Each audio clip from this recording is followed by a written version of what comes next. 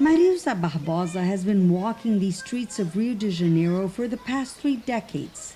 She works for the NGO Citizenship Action, distributing food for the needy. This alleyway is not the place where one would expect to find hunger. But since 2014, the number of hungry in Brazil has doubled, from 9 million to 19 million people. That's the equivalent of the entire population of Chile or Romania. Mariusa tells us that behind every door, she finds a desperate family. Cynthia Lisette lost her job during the pandemic. In November, the government suspended the emergency aid. She doesn't know how she'll feed her 4 children, and the 5th one she's expecting. The family receives a $65 monthly check from the government's social program Bolsa Família. But it's worth nothing. Inflation this year is more than 10%, and food prices have tripled.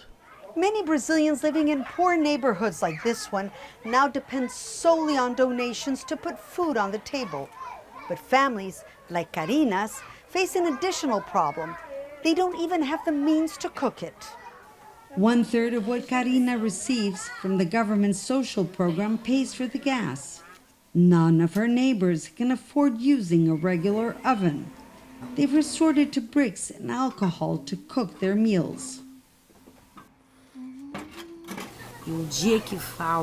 But the worst days are the ones towards the end of the month, when you have nothing to cook and you must tell your children to go to bed early on an empty stomach because sleep will make the hunger go away. Brazil's President Jair Bolsonaro has promised a new social program, Brazil Aid, substituting the old one.